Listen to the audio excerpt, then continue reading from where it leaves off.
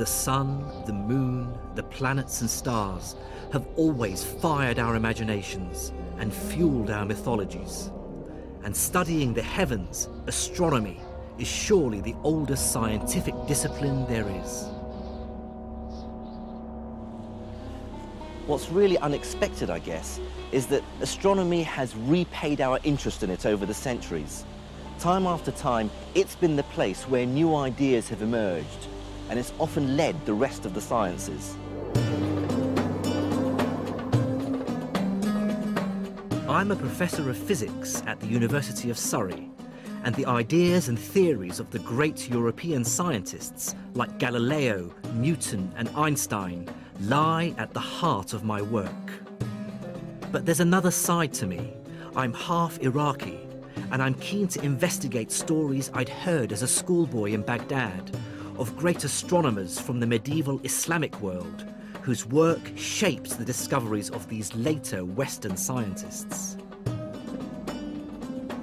So I'm going on a journey through Syria and Egypt to the remote mountains in northern Iran to discover how the work of these Islamic astronomers had dramatic and far-reaching consequences. There I'll discover how they were the first to attack seemingly unshakable Greek ideas about how the heavenly bodies move around the earth. It was Islam that paved the way for one of the greatest upheavals in the history of science.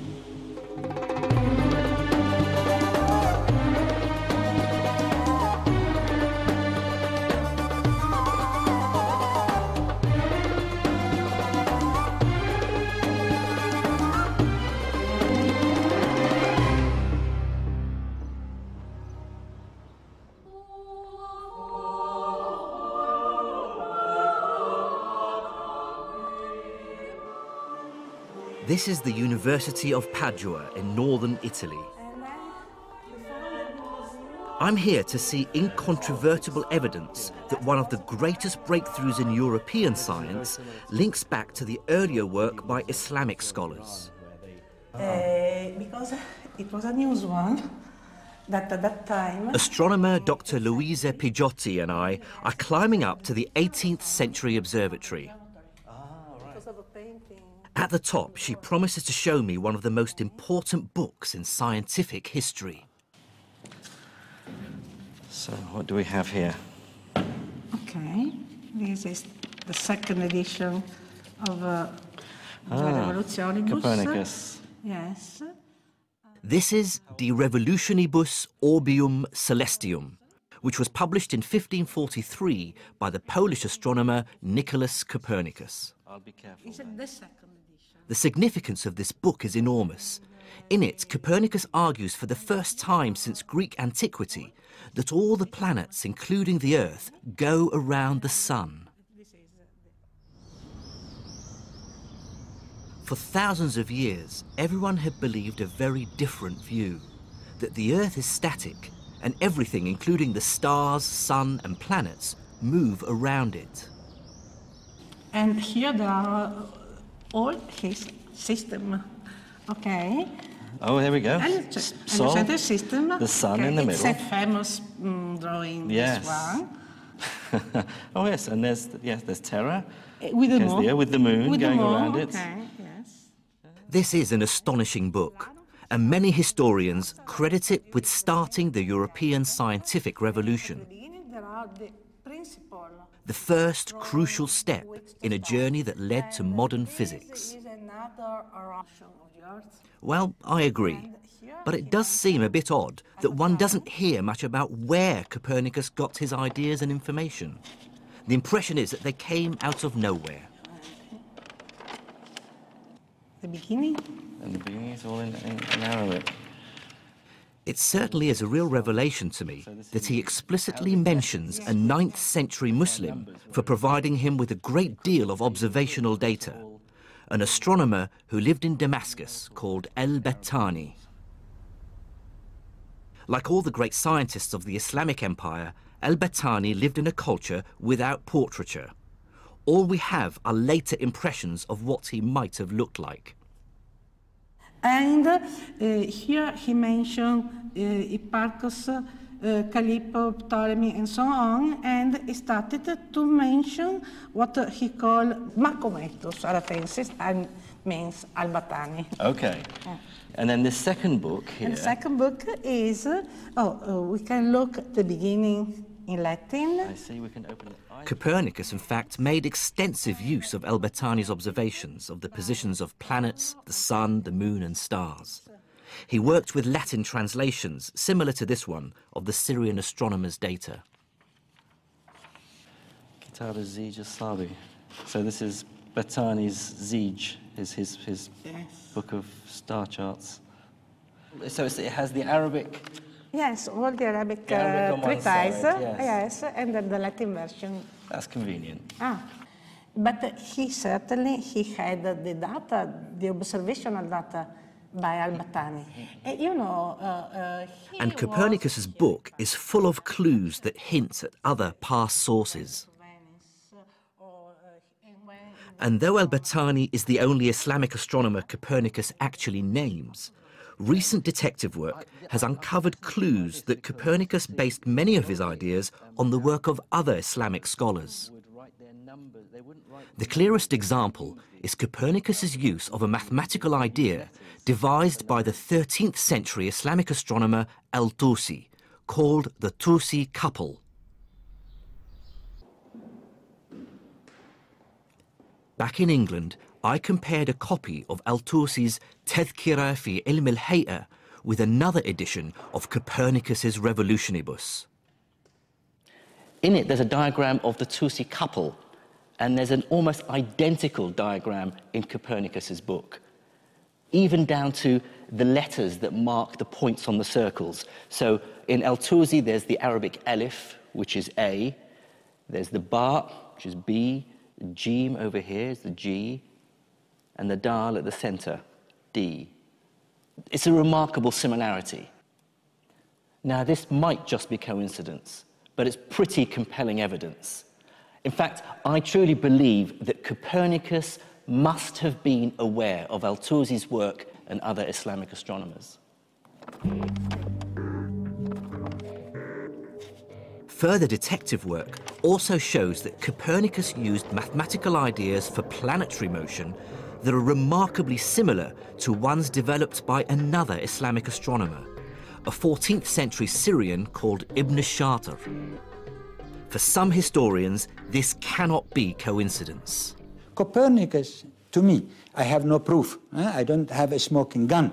But to me, it looked like, and again, by analyzing his own works, it looks like he was working from diagrams.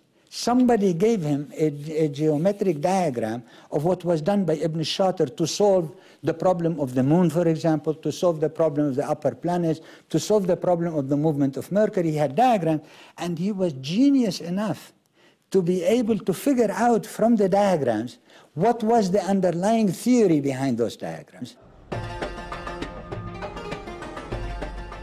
So, far from emerging from nowhere, it seems Copernicus's work will be better described as the culmination of the preceding 500 years of Islamic astronomy.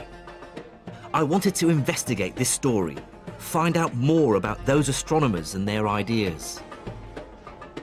But before that, I wanted to investigate an even deeper question. What actually motivated medieval Islamic scholars' interest in astronomy?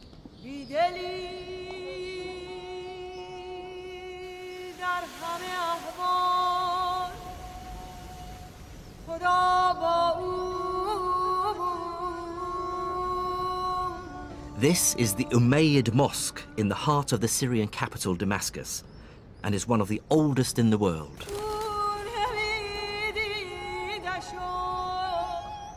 And I'm here on a kind of treasure hunt. Well, it says in the books that there is a sundial on the top of the Arus minaret, the bride minaret over there. So we'll see whether it is there or not.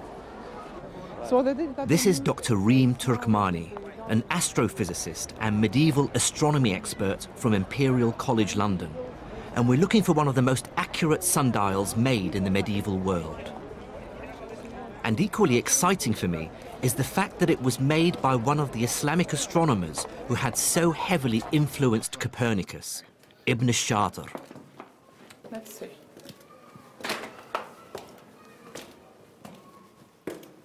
Officials in the mosque claim that the sundial was removed in the 19th century, but Ream's research suggests that an exact replica might still exist, high in one of the minarets, hidden from view. It's not quite the lost Ark of the Covenant, but the idea of discovering a 150-year-old artifact is still quite something. Would you recognise anything if you had a look? I need to look at the other window. Sorry. No. No, it is further up. Yeah. Marking time accurately is essential to Islam. The Quran requires the faithful to pray 5 times a day at 5 very precise times.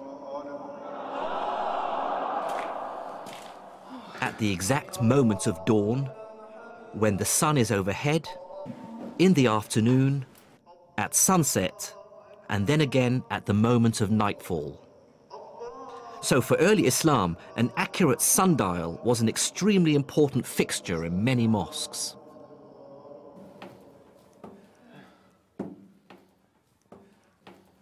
That's it. That's it. I found it.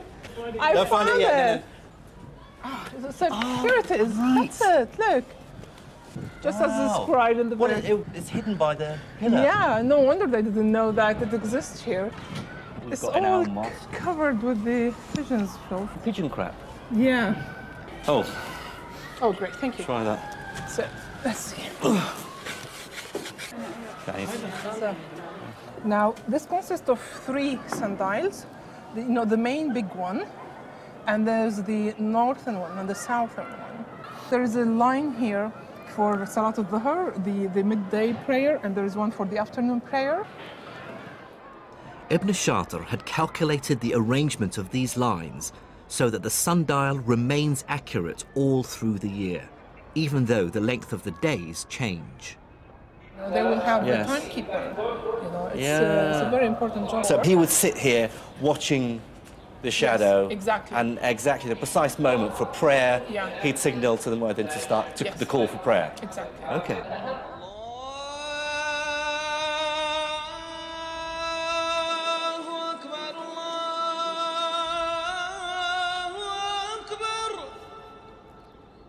Ibn Shatir's sundial, accurate to within minutes, really showed me how Islam required its scholars to make meticulously accurate observations of heavenly bodies.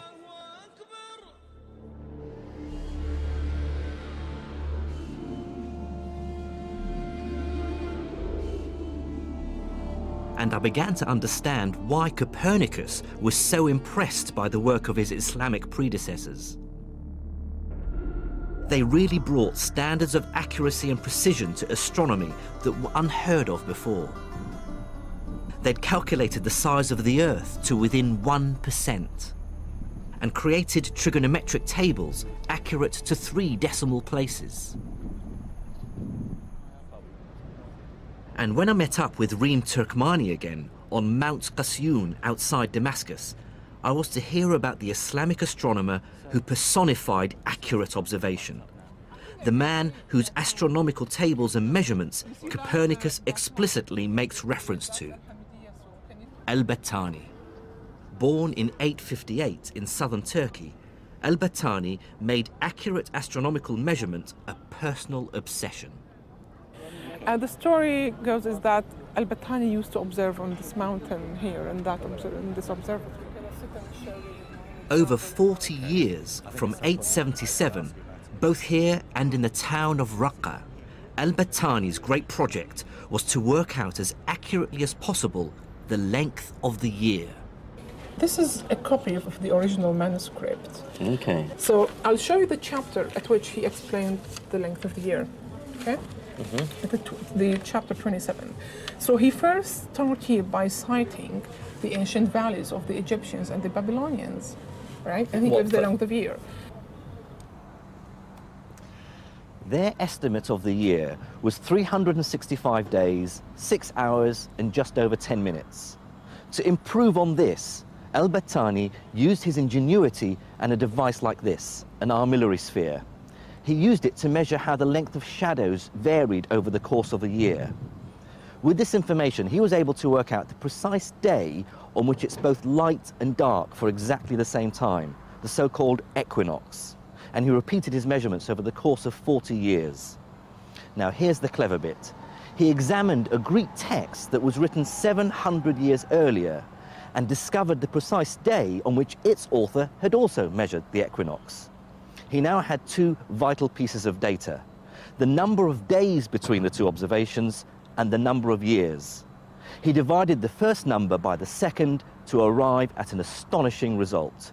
A year is 365 days, 5 hours, 46 minutes and 24 seconds.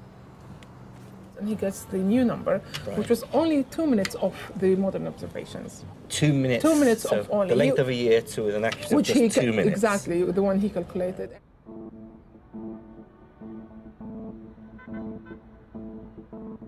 What's astonishing about the accuracy of al-Battani's measurements is that he had no telescope. He used an armillary arm, his naked eye, and devices like this, an astrolabe. So you move the pointer and you move this disc with it to point towards the North Star. Then these small pointers here, they will give you the location of the rest of the stars and the planets. Yeah. Despite this, among his many other observations is an incredibly accurate figure for the Earth's tilt of just under 24 degrees, about half a degree from the figure we now know it to be. And he didn't stop there.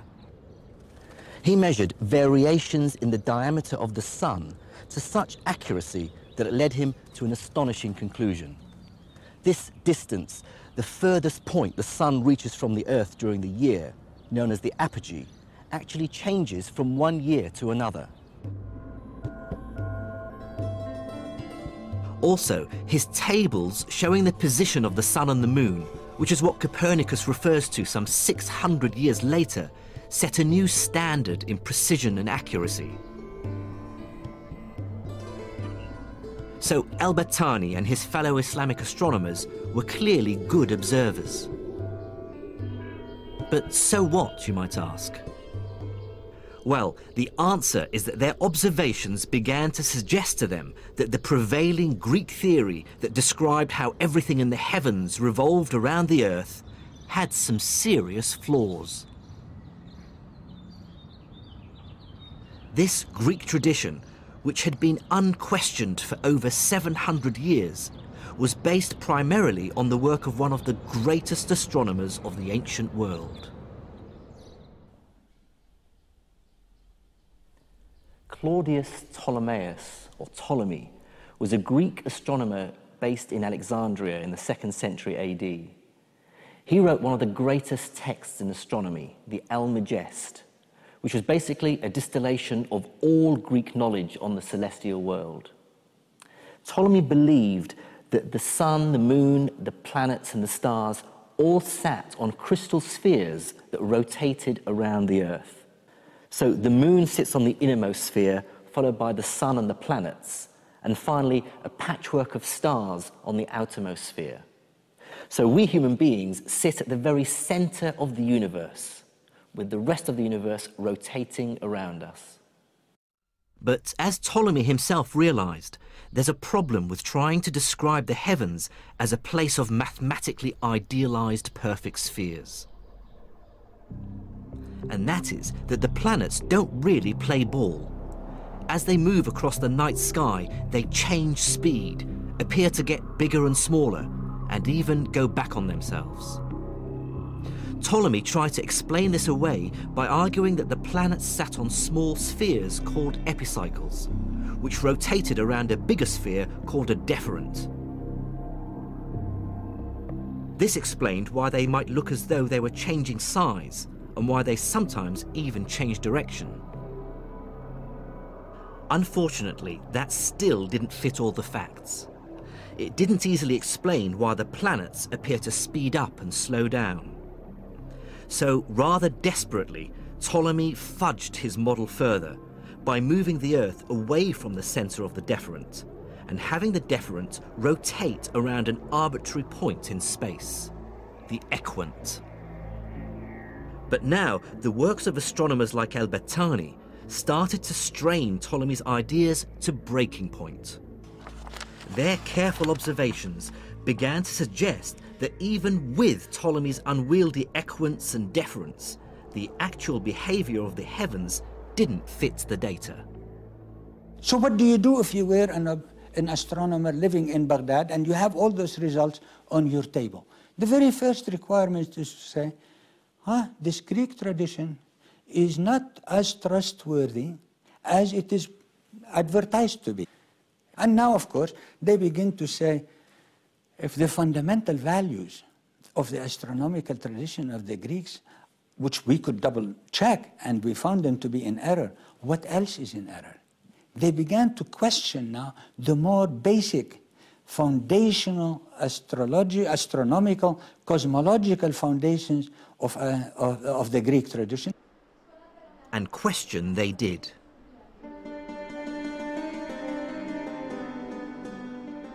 What's absolutely striking about the writings of Islamic scholars by the 9th century is the increasing use of the word shukuk, which in English means doubts.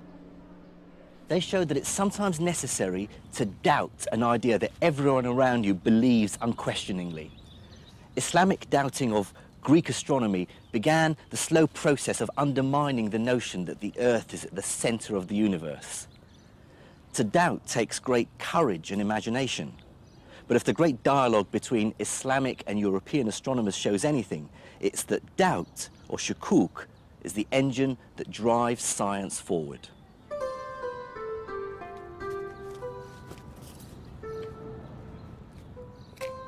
One of the first great shukuk scientists was called Ibn al-Haytham.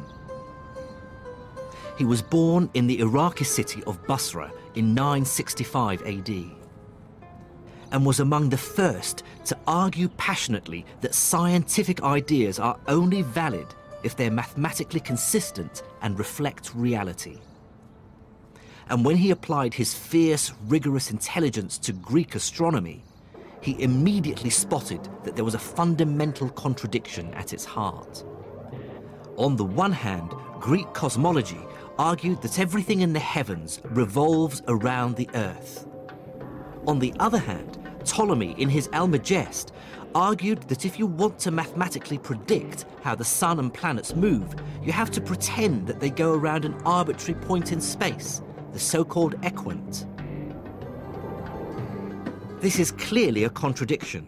The heavens can't both go around the Earth and not go around it at the same time. Ibn al-Haytham hated this nonsensical contradiction.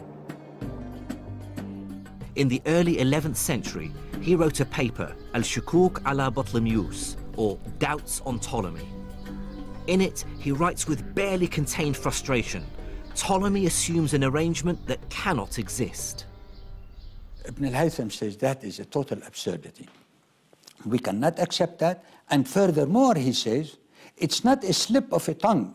Ptolemy knew that it was an absurdity, and he shows us where Ptolemy himself was embarrassed by having to introduce it. So he says there is a fundamental reasoning problem, meaning that the Greeks knew that Ptolemy knew that he was making a mistake, but he knew he couldn't do any better, and hence now the challenge is to do one notch better, and hence to be able to fix this. That, in my explanation, begins to be the program of research for all astronomers to come. In order to achieve that project, you had to be convinced that it was possible to make high precision mathematical models of the way in which planets and stars move that would really capture how they are in the heavens.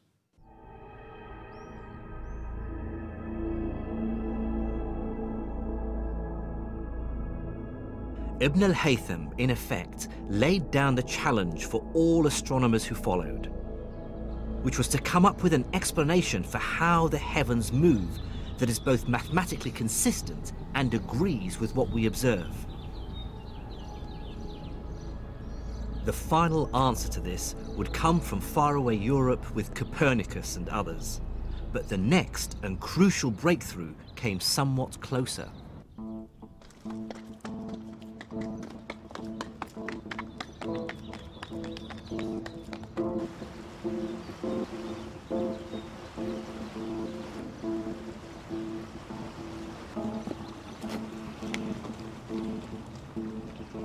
The top of this mountain in northern Iran was the adopted home of the man who was the next of Copernicus's Islamic influences, Nasruddin al-Tusi. He would succeed in rewriting Ptolemy's theory, which would ultimately lead to the overthrow of the geocentric view of the universe, and so the birth of the modern scientific age.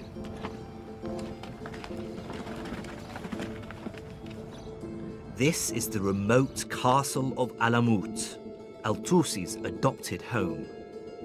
For many years, it was the home of a Muslim sect called the Ismailis.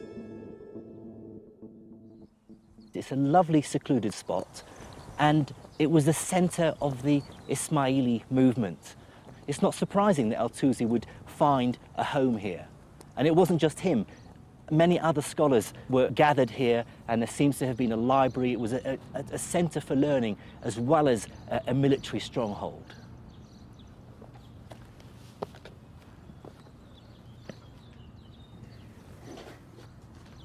Here, this is the main gate, northern gate of the upper castle of Hassan Sabba.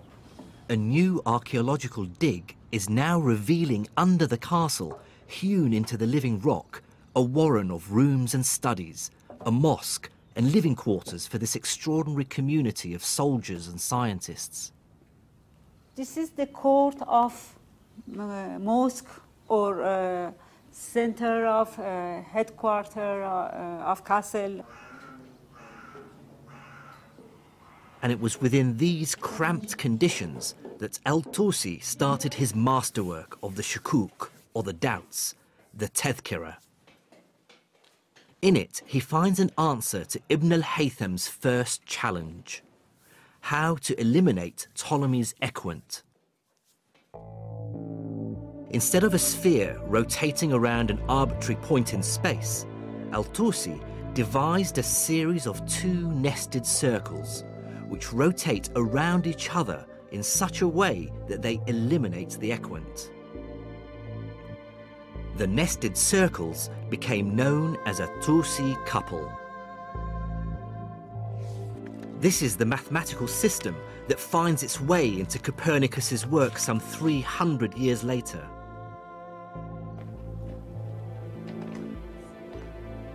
Having found a solution to the equant problem, al-Tusi now wanted to complete the task Ibn al-Haytham had started 200 years earlier: to find a consistent mathematical description of the movement of the celestial bodies.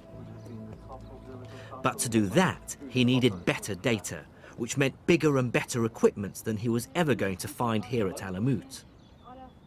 And then something happened which changed al-Tusi's life forever: the Mongols.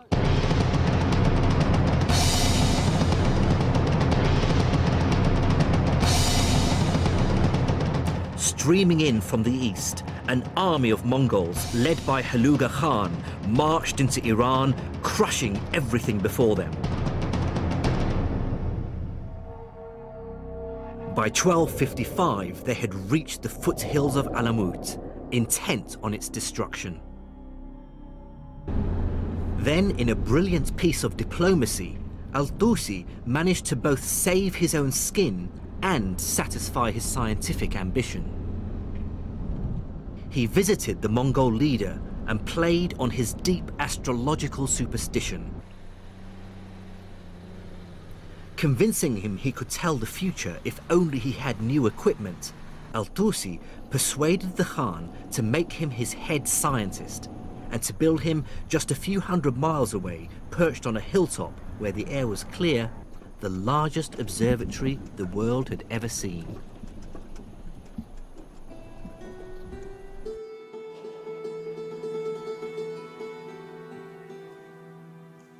This is all that remains of the Moraga Observatory. The main instrument is hidden under this protective dome. Al-Tusi's new astronomical center was based around a single large building. Inside was an enormous metal arc, an armillary arm, 10 meters across. On its circumference were marked angles in degrees and minutes. The scientists would line up the celestial object under study with a central point on the arc, and then make a reading from the markings on the arc, giving them the definitive, accurate position of the object in the sky.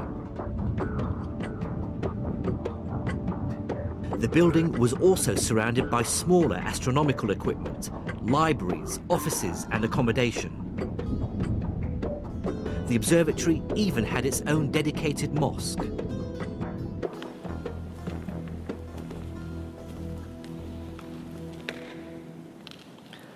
I suppose it is a little disappointing that there's not that much left of the place now. So you really have to imagine what it must have been like back in its heyday. After all, what Al-Tusi built here was nothing less than the world's greatest observatory for 300 years. And like any modern-day international research institute, he brought together the world's greatest astronomers from as far away as Morocco and even China. I mean, it must have been a really great, buzzing atmosphere to work here.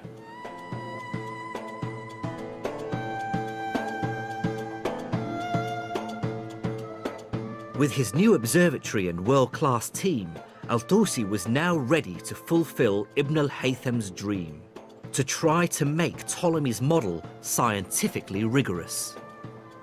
First, they attacked the mathematics. As well as the Tusi couple, they invented other systems of planetary movement. And with these new systems, they were able to calculate mathematically consistent models for many of the celestial bodies. Mercury, Venus, Mars, Jupiter, Saturn, and the Sun and Moon.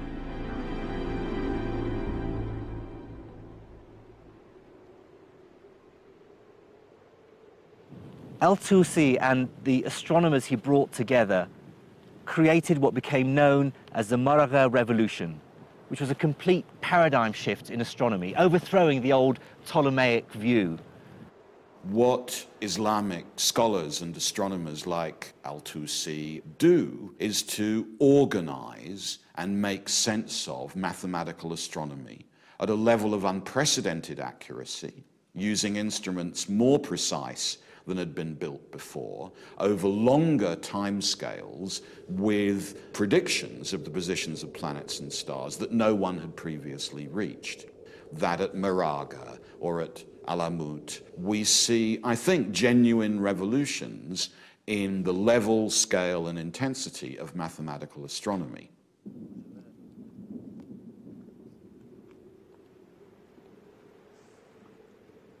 But there was still a problem. The new models were mathematically coherent, and they dispensed with Ptolemy's unwieldy equant. But they still firmly placed the Earth at the center of the universe, and that inevitably meant that their descriptions of the heavens were intricate and complicated, with epicycles, deferents, and couples. It was like some great cosmic gearbox.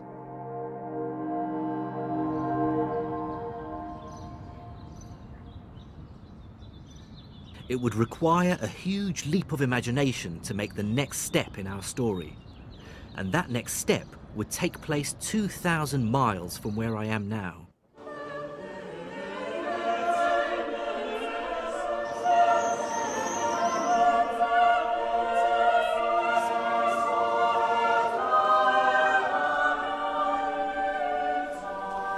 In my view, the last phase of the Moraga Revolution took place not in Iran or anywhere in the Islamic Empire, but here in northern Italy.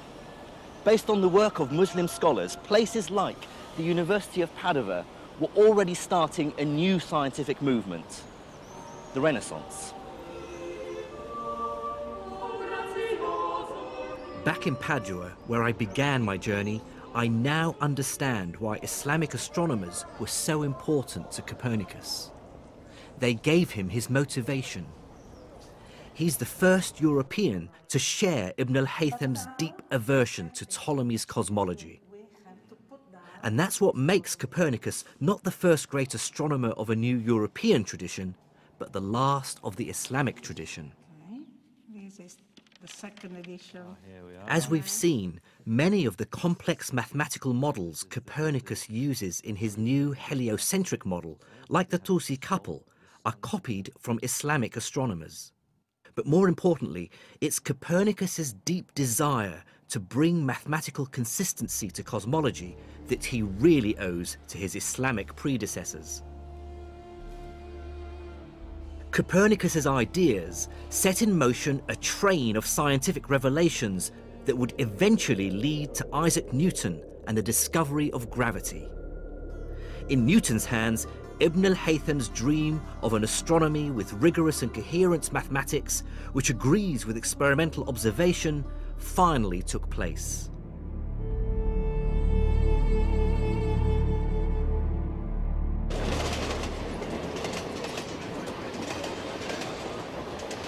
But this begs two crucial questions. Why was the great astronomical project which Islamic astronomers began completed in Europe and not in the Middle East? And how did knowledge of Islamic science get to Europe in the first place?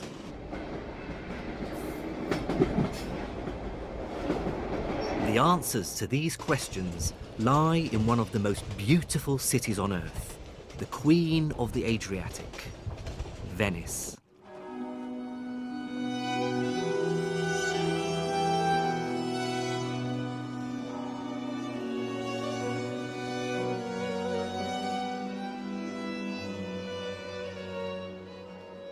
Venice was founded on a swamp off the coast of Italy and felt itself separate from Europe and not bound by its laws and traditions.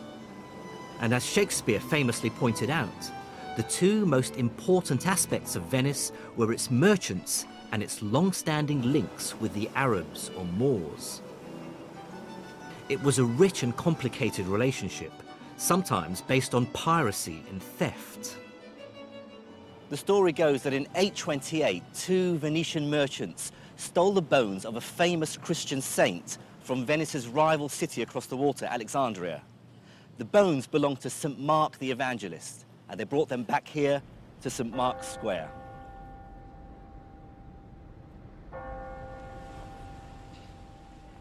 But without doubt, trade with the East brought to Venice great wealth and an exchange of ideas, customs and people, as Venice expert Vera Costantini showed me. So this is called Campo dei Mori because, as you can see, at the corners there are statues of what were called Moors. Yeah. Oh, there's another. Yeah, there's another one with a turban. The beard was recommended to Venetian merchants even when they went to the East. There were manuals written for Venetian merchants. How to blend in. How to, yes, you know, how to be respected in the East. Yeah. Oh. As Venetians traded more and more with their Muslim neighbours, the influence of Islam was more strongly felt. Arabic coffee culture became hugely popular, as did Islamic styles of architecture with their characteristic arches and decorations. So the next thing I want to show you is the Palace of the Camel.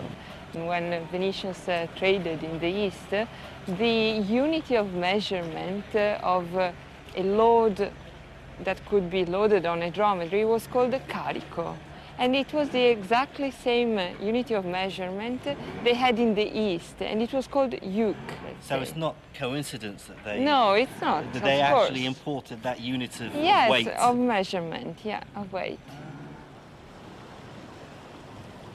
And with the Arabic trade came the Arabic books.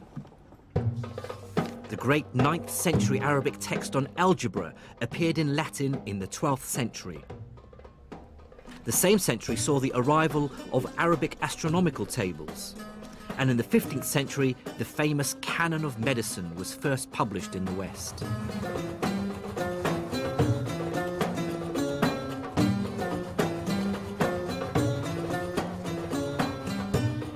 And this influx of learning seems to coincide with a great historical shift.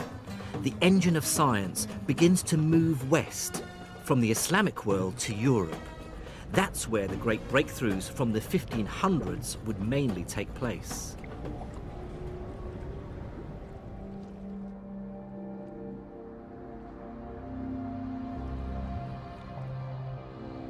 I encountered an astonishing and very tangible symbol of this shift and a really surprising clue as to why it happened, thanks to Professor Angela Nuovo from the University of Udine. 20 years ago, in this library on one of the islands of Venice, Angela discovered the only surviving version of a 500-year-old book. And what did it feel like? I mean, this is a big yes. discovery. Yes, it was a great emotion. I remember it was July, very hot, like today, even hotter, and I felt cold at that moment, yes. And yes, it was a great emotion. What she found was the very first printed copy of Islam's holy book, the Quran.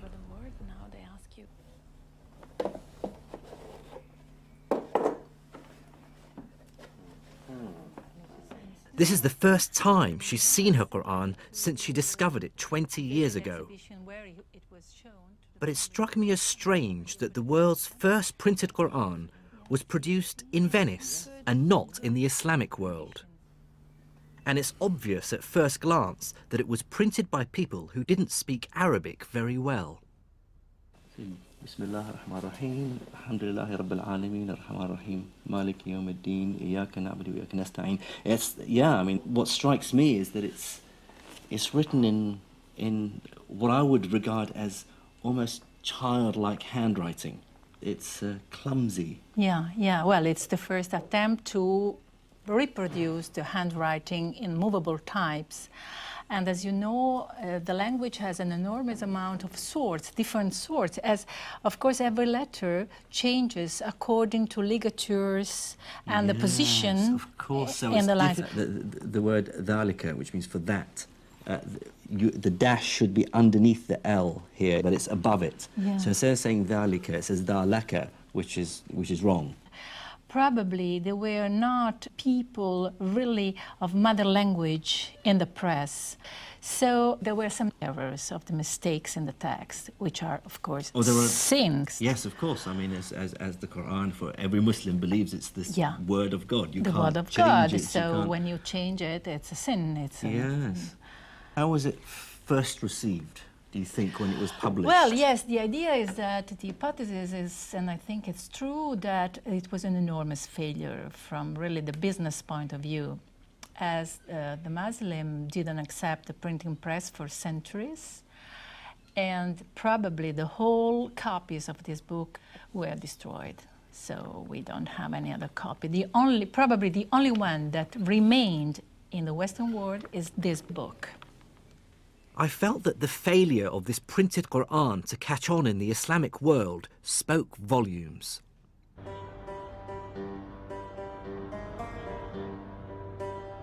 "800 years earlier, one reason for Islamic science's success had been the precision of the Arabic language. With over 70 different ways of writing its letters and many extra symbols to define pronunciation and meaning, it allowed scholars of many different lands to communicate in a single common language." Now, with the arrival of the printing press, scientific ideas should have been able to travel even more freely. In the West, books printed in Latin accelerated its scientific renaissance. But because of its symbols and extra letters, Arabic was much harder to set into type than Latin, and so a similar acceleration in the Islamic world failed to materialize. I believe this rejection of the new technology, the printing press, marks the moment in history when Arabic science undergoes a seismic shift. Europe has embraced Greek and Arabic knowledge and the new technology, and Galileo and his ilk are poised at the cusp of the Renaissance. It has been a turning point both in the history of the Venetian printing press, who used to be extremely powerful. I mean, it's the limit of expansion, let's say, and in the history of the relationship, the cultural and general relationship between the East and the West, as acceptation of printing would have meant the acceptation of the first important technology. So, you know, the two histories started to differ very much, as you know.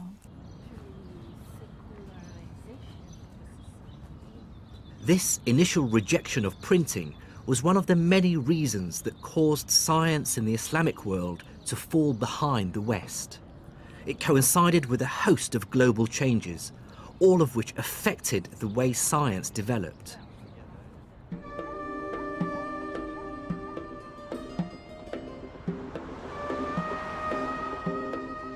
The first and most obvious reason for the slowdown in Islamic science is that the Islamic empire itself falls into decline from the mid-1200s. One reason for this is that it's under attack from all sides. From the east are the Mongols. In 1258, they invaded the capital Baghdad, and it's said that the waters of the Tigris and Euphrates rivers ran black for days with the ink of the books they'd destroyed. But trouble was also brewing in the far west of the empire. Islamic Spain, already fragmented into separate city-states, now faced a new threat, a united and determined onslaught from the Christian north. The Reconquest, as it was called, raged for hundreds of years, but culminated in the 15th century when Ferdinand II and Isabella led an army which forced the last of the Muslims in Granada to surrender in 1492. The Christians were intent on removing every last vestige of Islamic civilization and culture from Spain. In 1499, they ordered the burning in this square in Granada of all Arabic texts from Granada's libraries, except for a small number of medical texts. Within about 100 years, every Muslim in Spain had either been put to the sword, burnt at the stake, or banished. And Christians from the east of Europe were intent on reclaiming the Holy Land. The Crusades. Bent on carving out a holy Christian Levant and claiming the holy city of Jerusalem, the Crusaders launched a massive attack on northern Syria. They quickly captured this castle and turned it into one of their strongholds. Then, with ruthless and missionary zeal, they marched on Jerusalem. And as the empire fought with its neighbours, it collapsed into warring fiefdoms. The Mamluks, slaves who originally belonged to the state of Egypt, became its leaders. The Bourbon Almohads ruled Morocco and Spain in the 13th century, and the north of Syria and Iraq splintered into a series of city-states. But for many historians of science, the biggest single reason for the decline in Islamic science was a rather famous event that took place in 1492. That year, the entire political geography of the world changed dramatically when a certain Christopher Columbus arrived in the Americas. I explain it with the phenomena of the discovery of the New World in 1492. The immediate result is that you got immense amount of gold and silver coming to the royal houses of Europe at the time, and all the adventurous empires and royal houses of the time who were setting colonies all over the world. And science always follows the money. As the 16th and 17th centuries came and went, that money, power, and hence scientific will moved through Spain and Italy and on to Britain. By the 17th century, England, sitting at the centre of the lucrative Atlantic trade route, could afford big science. And that ultimately explains why the greatest book in world science, Sir Isaac Newton's Principia Mathematica, the book that ultimately explains the motion of the sun, the moon and the planets, was not published in Baghdad, but in London. It was necessary for him to have data of astonishing accuracy gathered from across the world. Global inventories of numbers, observations, positions. The heights of tides, the positions of comets and planets, the rate at which pendulums beat. It's a global project. It's big science. And many of those observations, many of those mathematical models were, of course, models initially developed by Islamic astronomers in Egypt and the Near East and Central Asia. But there's a final twist in the tale. As the wealth of the Islamic nations subsided through war, political and religious entrenchment, and the loss of its lucrative trade, so its science declined. But what this doesn't explain is why their scientific achievements have been so forgotten. And that's partly because, as Europeans colonized great swathes of the Middle East and Asia, they actively encouraged the idea that the civilizations they encountered were moribund and in decline. It seems the English and the French were uncomfortable with subjugating people whose knowledge and science may have been as sophisticated as their own. So it became important to portray the Islamic world in a very specific way. Namely that, yes, they once were very sophisticated and they had great scientists and philosophers, but of course now they've fallen into decay. Somehow, this point of view made the whole colonial enterprise seem much more palatable. One of the most fascinating developments, I think, in the history of the encounter between Western Europeans and other cultures is a kind of shift which has got fundamental and terrible consequences amongst Western Europeans when they start to reflect on why they are superior. It doesn't often cross Western Europeans' minds that they might not be superior to everybody else. For a very long time, after all, Western Europeans in general, the British for example, supposed that their superiority lay in their religion. But then I think around the 1700s, we begin to see a shift. And the shift is from claiming that the reason for European superiority is its religion to the reason for European superiority is its science and technology. Eventually it ends up with the famous phrase, we have the Gatling gun and they do not. Europeans in that period were quite prepared to acknowledge that in ancient times, Islam, for example, had achieved great things in the sciences, but they weren't doing so now. So even recent Islamic and Sanskrit astronomy was imagined to be very old, because if it was very old, it meant that the culture the British were conquering was declining. And for the British, that was clearly good news. And some experts believe that the effect of this on Islamic scientific history is still felt in the Islamic world today. The Islamic part and the Arab part have not yet discovered their history because their history was obliterated intentionally by the colonization period. And unfortunately, when they rediscover it now, they're rediscovering it in bits and pieces. So today, for many different reasons, the great observatories of the medieval Islamic world are ruined husks.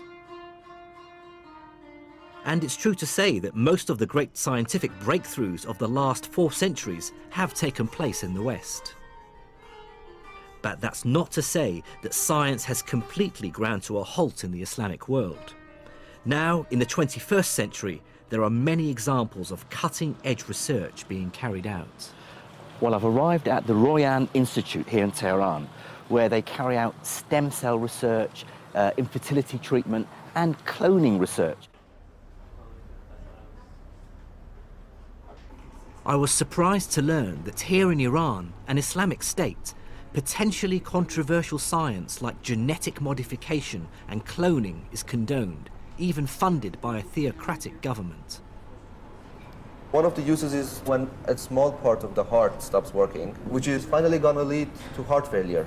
Right. So the cells from that part of the heart are actually replaced with the cells that have been cloned. Another use of cloning in therapeutics is actually creating an animal which has the medicine in their milk, for example. So when we drink the milk, we actually receive the medicine we need.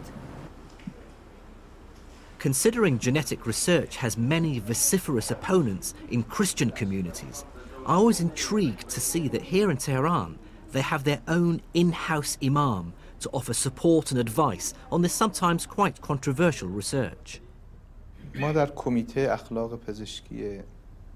We have got this medical ethic committee here in Royal Institute, and every project which is proposed is investigated in this committee, and we see different aspects of it, and they have got to justify the project for us. I'm not enough of an expert in genetics to truly assess the quality of the work here, but one thing I can say is how at home I felt. Whatever cultural and political differences we have with the Iranian state, inside the walls of the lab, it was remarkably easy to find common ground with fellow scientists. Nature's rules are refreshingly free of human prejudice. That's something the scientists of the medieval Islamic world understood and articulated so well.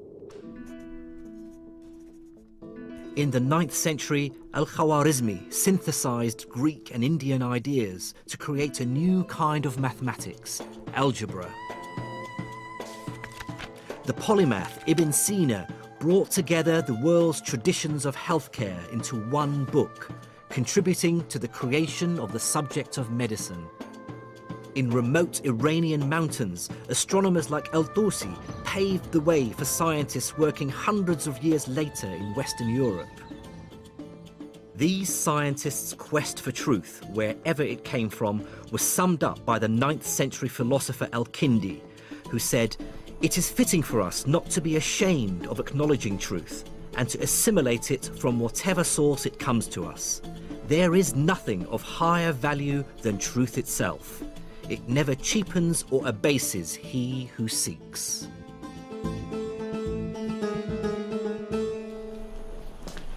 One moral emerges from this epic tale of the rise and fall of science in the Islamic world between the 9th and 15th centuries.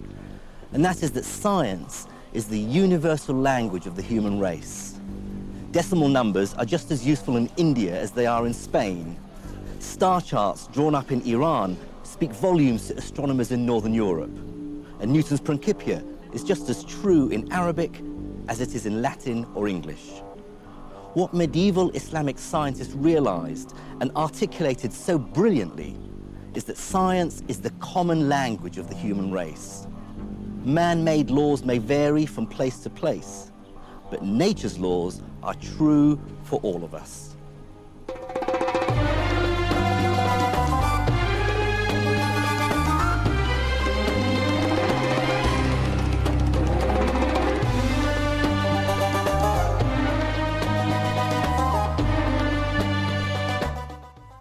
That was the last in the series. Next tonight, how to fit a square peg into a round hole. If only it were that simple. It's Hole in the Wall, next.